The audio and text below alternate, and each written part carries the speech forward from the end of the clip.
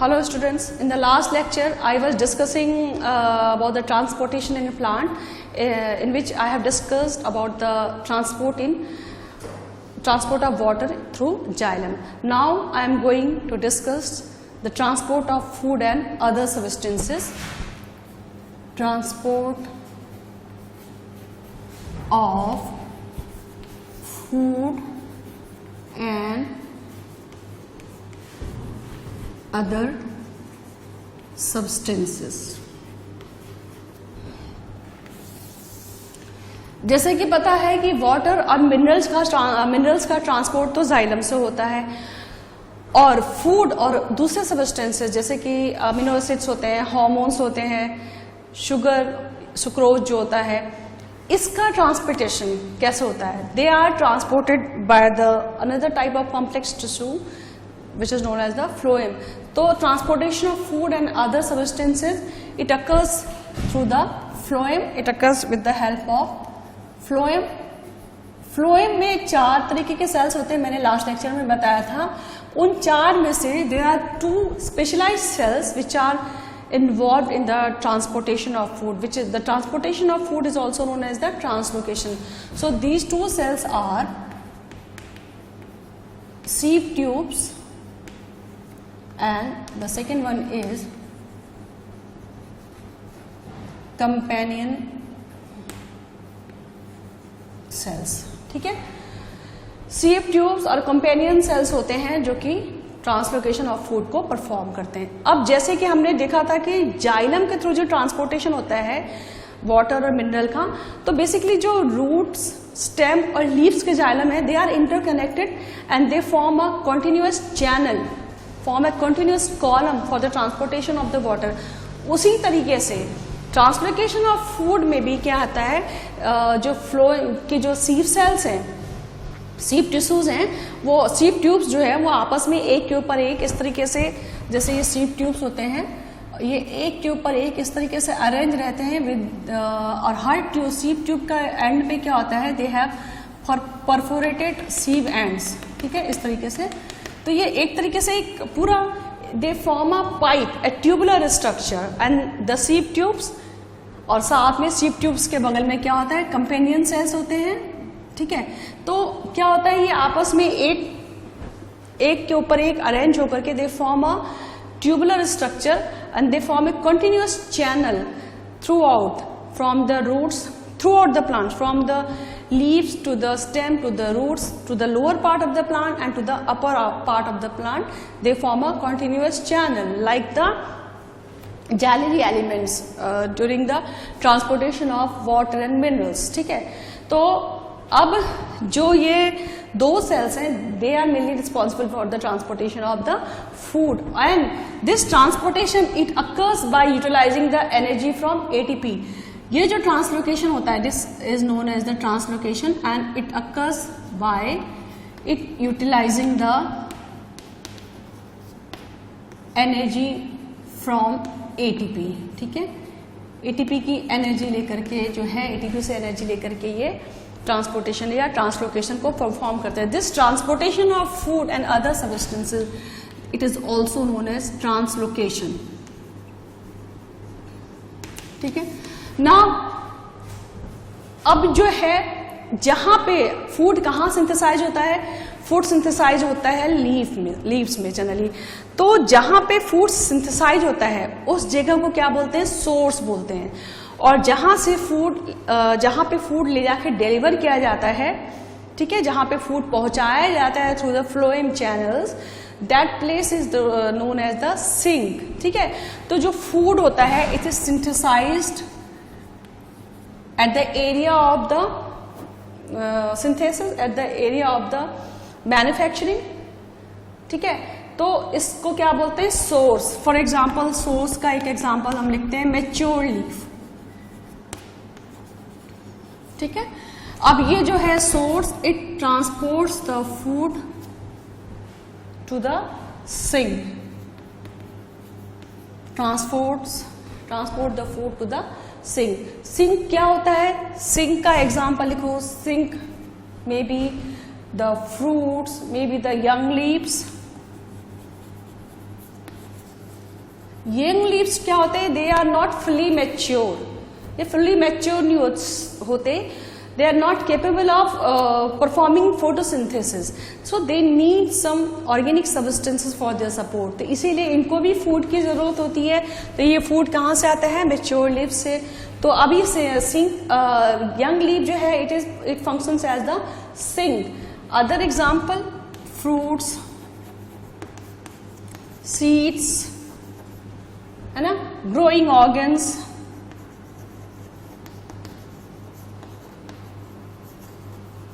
And roots.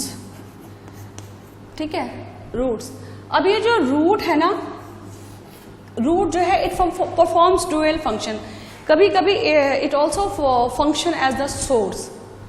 Root जो होता है it can function both as source as well as sink.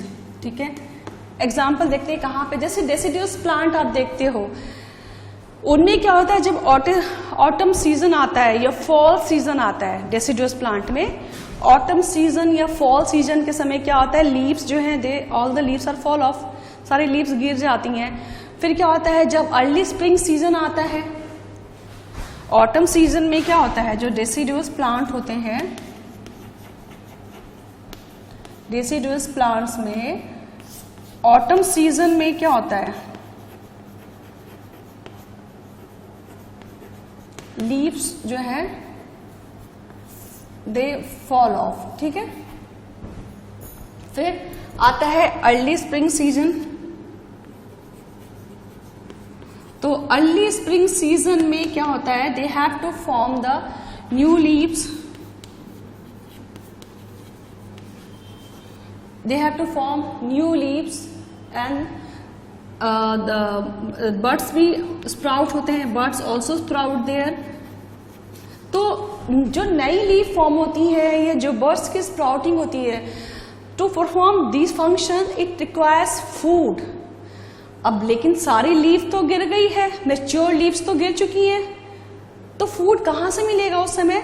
उस समय क्या होता है, जो रूट्स होते हैं ना, roots it function as storage organ.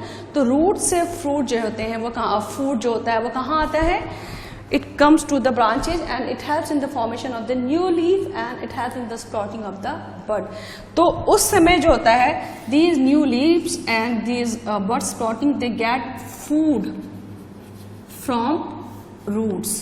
ठीक है, तो उस केस में क्या होता है, जो रूट है इट फंक्शन है, रूट यहाँ पे जो है it will function as source. ठीक है, स्टोर्ड फूड जो है रूट कहाँ पे प्रोवाइड करता है, नई यंग लीफ फॉर्म हो रही है और स्प्रॉटिंग ऑफ बड में.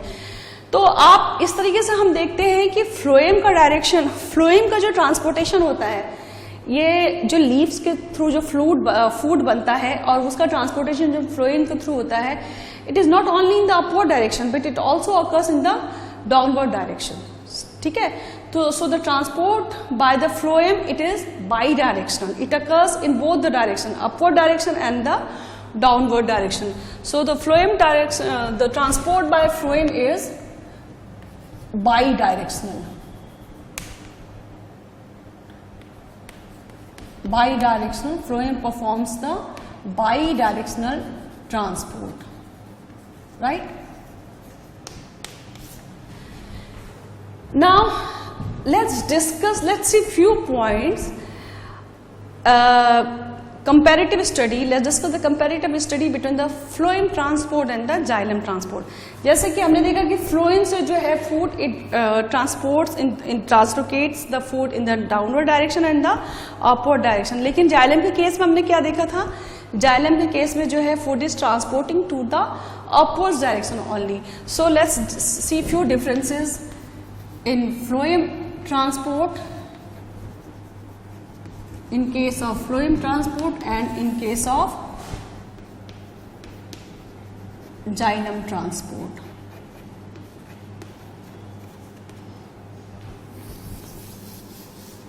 Phloem transport and xylem transport. तो फ्लोएम, पहला डिफरेंस तो यही है कि फ्लोएम का ट्रांसपोर्ट क्या होता है, फ्लोएम के थ्रू जो ट्रांसपोर्ट होता है it is bidirectional, whereas in case of xylem transport it is unidirectional. The food is transported in the unidirectional form. दूसरा क्या होता है, फ्लोएम जो होता है, पहले हमने पढ़ा था कि फ्लोएम के थ्रू खाली जो है ऑर्गेनिक सब्सटेंसेस ट्रांसपोर्ट होते हैं, inorganic substances are transported through the xylem only, but no this is not true. Phloem और जाइलम ये दोनों जो है इनऑर्गेनिक और ऑर्गेनिक सब्सटेंसेस दोनों को ही ट्रांसपोर्ट करते हैं, लेकिन फ्लोएम के केस में क्या होता है, ऑर्गेनिक सब्सटेंसेस का ट्रांसपोर्ट ज्यादा होता है और जाइलम के केस में इनऑर्गेनिक सब्सटेंसेस का ट्रांसपोर्ट होता है, ज्यादा होता है. तो let's see what are the substances which are transported by the phloem. तो फ्लोएम के थ्रू जो होता है ट्रांसपोर्ट द वाटर, ठीक है. It transport amino acid, it transport sugar को किस फॉर्म में ट्रांसपोर्ट करता है, in the form of sucrose is a disaccharide sugar, ठीक है. And it also transports hormones, जबकि जाइलम जो होता है it transports water, it transports minerals and amides, amino acids, minerals, amides etcetera. लेकिन मैंने बताया कि फ्लोएम जो है it transports organic substances more, ठीक है, एंड इनऑर्गेनिक सब्सटेंसेस का ट्रांसपोर्ट जो होता है इसमें it is lesser. Whereas in case of xylem the organic substances का transport is the transport of organic substances is lesser and transport of inorganic substances is more, ठीक है. So these are few differences regarding the transport between the phloem transport between phloem and xylem. Now let's discuss one of the most accepted theory for the transport of food through phloem, which is also known as the mass flow or the pressure flow hypothesis, right? So now I'm going to deal with the most accepted theory, that is mass flow or pressure flow hypothesis, ठीक है. किस लिए? For the transport of food. ये hypothesis किसके लिए है? For transport और for translocation of food, ठीक है. अब here I am going to draw a structure. This is the leaf, ये leaves हैं, this is one leaf, ठीक है. This is one new shoot, and in this is the structure of a tree. The schematic diagram है, ठीक है. ये root है, this is leaf and this is new shoot forming, right? अब मैंने जैसे बताया था कि there is a continuous channel of seed tubes and companion cells of phloem throughout the plant, ठीक है. तो this is the channel for the phloem transport which is continuous throughout the plant like this, ठीक है. तो ये जो है seed tubes जो है एक के ऊपर एक अरेंज होकर के और साइड में उनके कंपेनियन सेल एक के बाद एक, दे कॉन्स्टिट्यूट अ कॉलम और a channel which is interconnected throughout the plant, which is interconnected in leaves, roots and stem, ठीक है. तो अब ये लीफ है, लीफ में क्या होते हैं, यहाँ पे मीजोफिल सेल्स हैं. सपोज यहाँ पे ये मीजोफिल सेल्स हैं लीफ में पूरे बहुत सारे. तो these are the mesophyll cells. ये मीजोफिल सेल्स जो होते हैं लीफ में, इन्होंने क्या किया, दे विल सिंथेसाइज ग्लूकोज, ठीक है. अब एक बात ध्यान रखना है बेटा कि ट्रांसपोर्टेशन ऑफ फूड, फोटोसिंथेसिस में तो ग्लूकोज बनेगा, but this glucose is transported in the form of sucrose, disaccharide. Glucose is a monosaccharide, right? But the transportation of the food is in the form of sucrose. Keep in mind कि synthesis जो होता है वो glucose के form में होता है food का, but this food is translocated or it is transported in the form of sucrose and stored in the form of starch. So please write it down. यहाँ पे हम लिख लेते हैं एक बार कि जो फूड होता है, फूड सिंथेसाइज्ड होता है, it is synthesized in the form of glucose. Food is transported और translocated in the form of sucrose and food is stored in the form of starch. ठीक है, ये तीन चीज है. फूड जो है सिंथेसाइज होता है in the form of glucose, food is transported और translocated in the form of sucrose and stored in the form of starch. तो ये जो मीजोफिल सेल्स हैं इन्होंने क्या किया, दे सिंथेसाइज्ड फूड हेयर. ये क्या हो गया, ग्लूकोज, और ये ग्लूकोज जो है तुरंत it turns into the sucrose.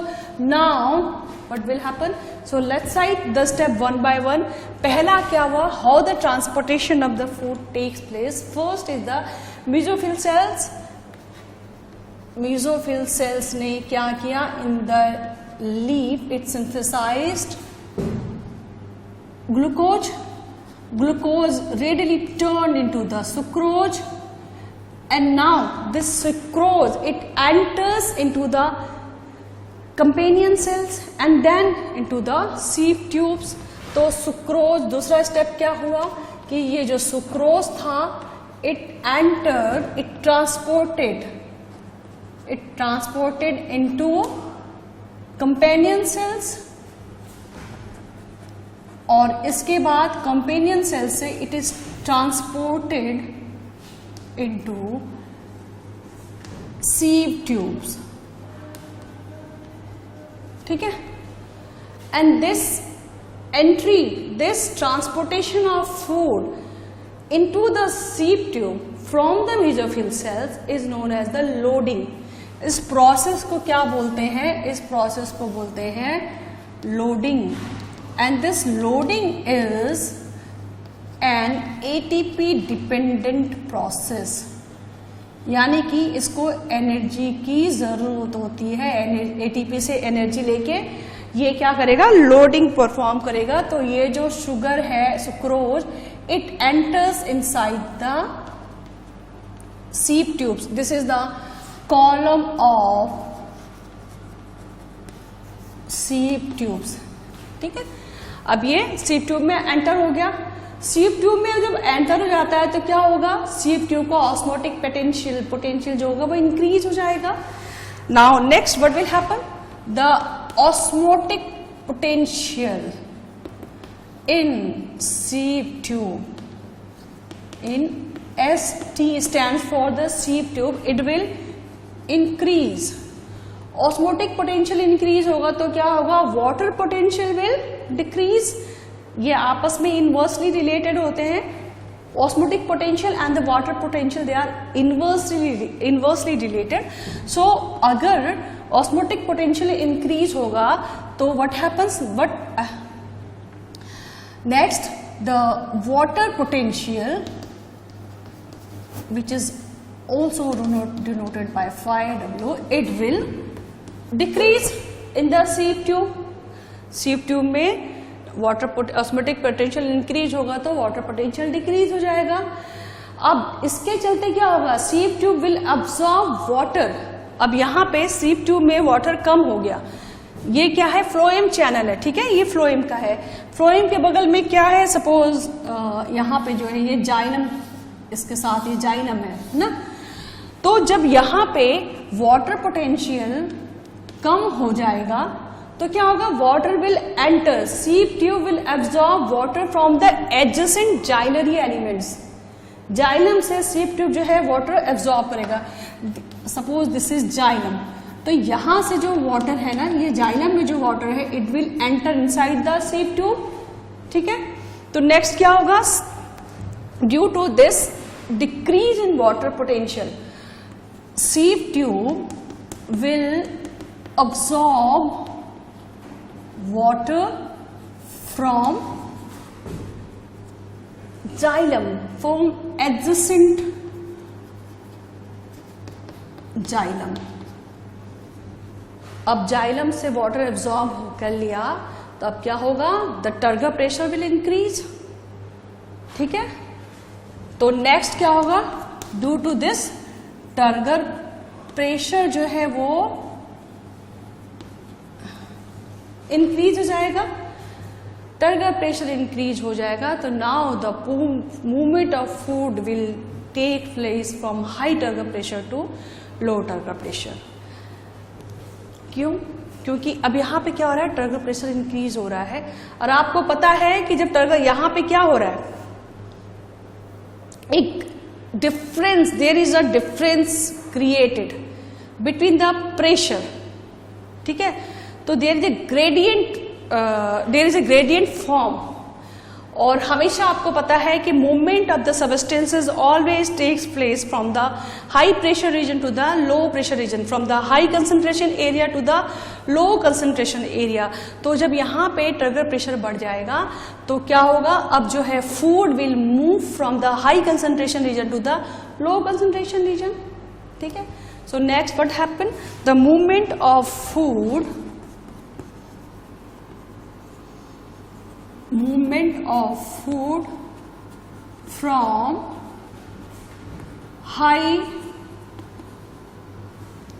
pressure area, high turgor pressure area to low turgor pressure area।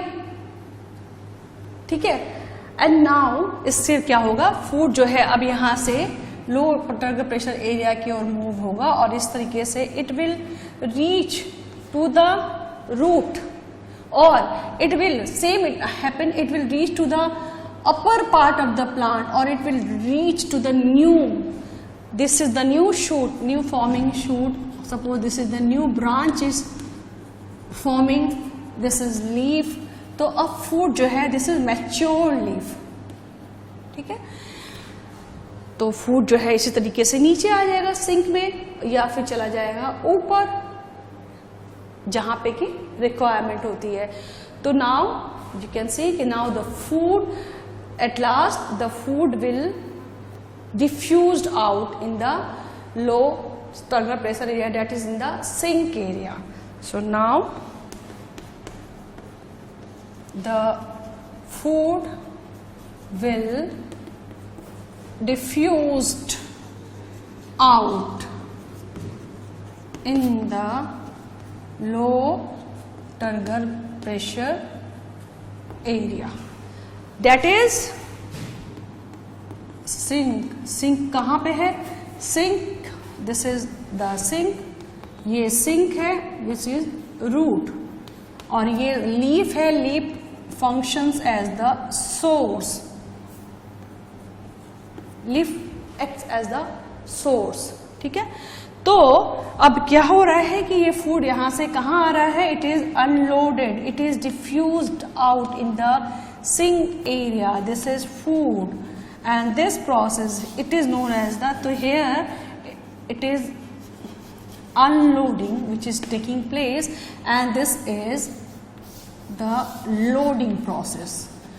अब ये लोडिंग और अनलोडिंग दोनों जो है, it is ATP dependent process, ये दोनों जो हैं these are ATP dependent process, active process, active take up हो रहा है। ठीक है, active unloading and loading. Now the food will diffused out in the low turgor pressure area, that is in the sink, and this is known as the unloading which is ATP dependent process. Now this movement is based upon the difference in pressure. Gradient is caused, a gradient is formed with respect to the pressure. That is why this theory is also known as the pressure flow hypothesis. Pressure flow hypothesis क्यों बोला इसको? Because this movement is based upon the difference in pressure. This movement is based upon because movement is based upon the difference in pressure. A gradient is formed with respect to pressure, and that is why this is known as pressure flow hypothesis. अब ये hypothesis जो है, it was given by Munch, the scientist Munch. That's why this hypothesis is also known as the Munch hypothesis. इस hypothesis को Munch hypothesis भी बोलते हैं because it was given by the scientist Munch.